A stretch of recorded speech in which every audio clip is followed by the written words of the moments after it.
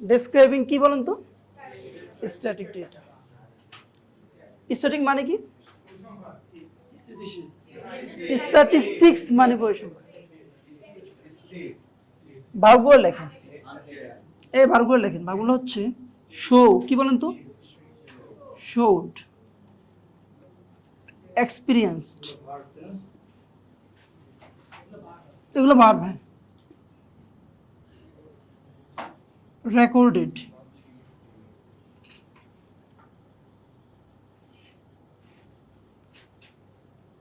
constituted,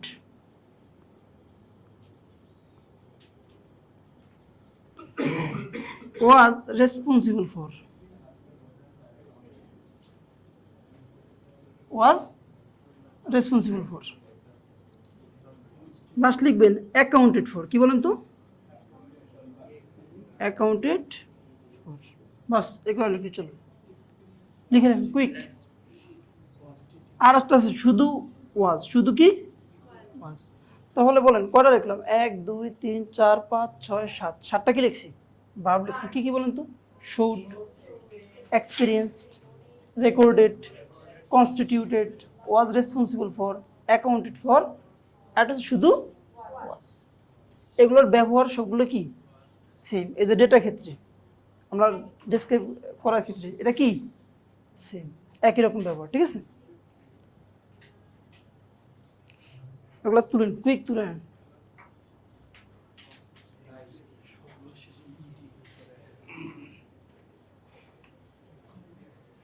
আচ্ছা আরেকটু বলি, দেখেন যদি ডেটাটা শুরু হয়, কি হয় বলেন তো? শুরু হয়, তখন আমরা একটা ভার্ব ইউজ করতে পারি, ওটা হচ্ছে স্টার্ট। কি বলেন তো? Started, started at, started at. যদি ডেটাটা শেষ হয়, কি হয়ে যায়? আমরা লিখতে পারি এন্ডেড অ্যাট। এটা দুটো আলাদা করে লিখে রাখেন।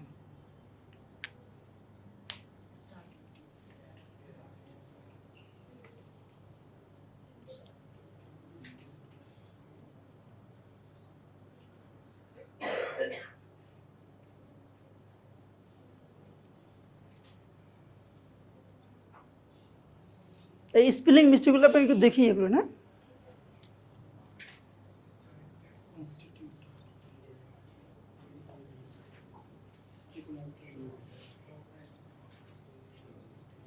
তুলছেন? সবাই তুলছেন? পরন্ত কি কি লিখছি? Showed, experience, recorded, constituted, was responsible for, accounted for, was started at, ended at. বলেন তো এই দুটো কার জন্য? এই দুটো কখন?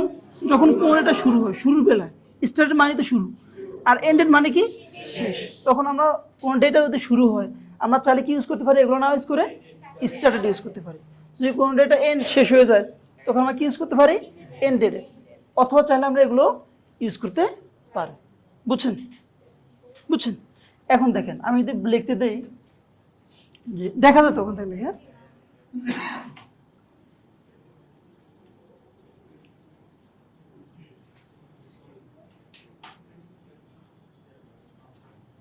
বলেন এই ডেটাটা 2010 2000 কত 11, এটা ছিল ধরেন 30%, এটা হচ্ছে কত 27%, 27%। এটা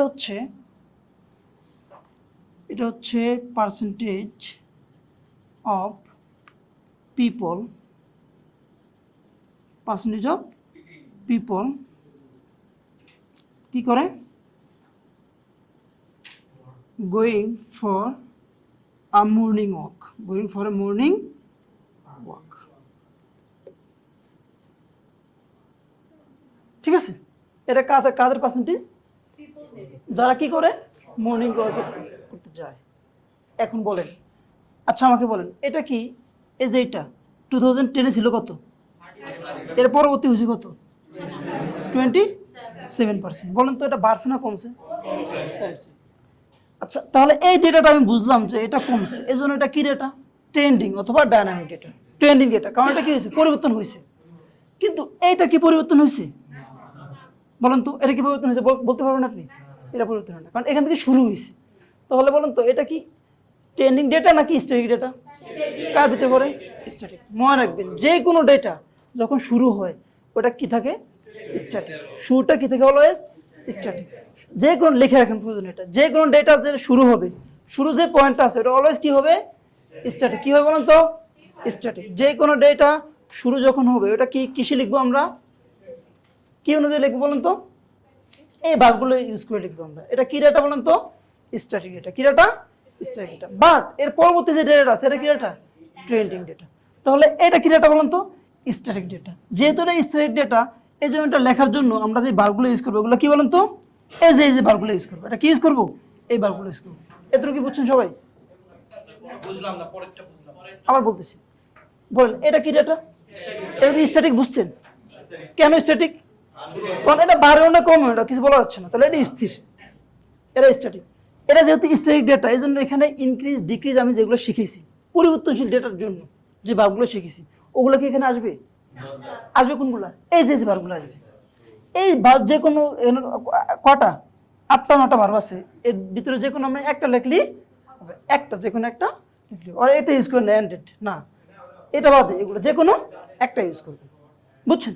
এটা আমি লিখে দেখিয়ে দিই, বলেন। হ্যাঁ হ্যাঁ, আচ্ছা তুলছেন না সবাইগুলো? আমরা জাস্ট বলবেন যে আমি এটা কিভাবে ডেসক্রাইব করবো। দেখেন একটা ডেসক্রাইব করলে আপনি বুঝবেন যে আসলে এগুলো ডেসক্রাইব কত সহজ। বলেন এটা কিভাবে লিখবে, বলেন। দা বলেন, the percentage of people going for a morning walk। বলেন এখানে কি ইনক্রিজ ডিক্রিজ ওগুলো আসবে? এটা মনে করার জন্য কি আসবে? যে কোনো একটা, যে কোনো একটা। আমি দিলাম অ্যাকাউন্টেড ফর। কি দিলাম আমি বলেন তো? Accounted for. অ্যাকাউন্টেড ফর কত? অ্যাকাউন্টেড ফর কত? 30। কত পার্সেন্ট? 30%। এটা কত সালে? ইন 2010 না? এটা কি আমি লিখতে পারি at the beginning of the period? মনে আছে কিনা? তো এটা কি লেখা আছে বলুন তো? At the beginning of the period. দেখেন তো এতটুকু সবাই বুঝছেন কিনা? এই লাইনটা কি সবাই বুঝছেন? এই লাইনটা বুঝছেন কিনা দেখেন তো। হ্যাঁ, এই যে এই 2010 আছে না, এটার পরে আমি কি লিখছি বলুন তো? At the beginning of the period. এটা মানে বুঝে কি 2010। কেউ যদি এরকম এক্সট্রা তথ্য দিতে চান তাহলে এটা ব্র্যাকেটের মধ্যে দিয়ে দিবেন, কারণ একই কথা দুইবার পাশাপাশি লেখা যাবে না। এটা কি করতে হবে? ব্র্যাকেটের মধ্যে দিতে হবে। বুঝছেন? হ্যাঁ, কারণ কি এই সাল মানে কোনটা? এই কথাটা না? হ্যাঁ, এখন এটা লেখার পরে যদি সাল দিয়ে দেন আপনি আবার, তাহলে এটা হবে না। হ্যাঁ, যদি আপনি না চান তাহলে কোনো সমস্যা নেই, আপনি যে না আমি লিখবো না, লিখছি এনাফ। যদি লেখেন তাহলে একই তথ্য দুইবার চলে আসতেছে, একটা ব্র্যাকেটের মধ্যে রাখতে হবে। এটা বুঝছেন কিনা বলেন? এটা কি বুঝছেন সবাই কিভাবে লিখছি? কোনটা বুঝেন বলেন? না, আমি এটা কথা বলতেছি। এটা বুঝছেন কিভাবে লিখছি? এটা আমি যে কোনো ডেটা যদি আপনাকে দেয় শুরুটা লিখতে পারবেন না এইভাবে করে? পারুন না? হ্যাঁ, আচ্ছা লিখে নেন, এটা সমস্যা নেই।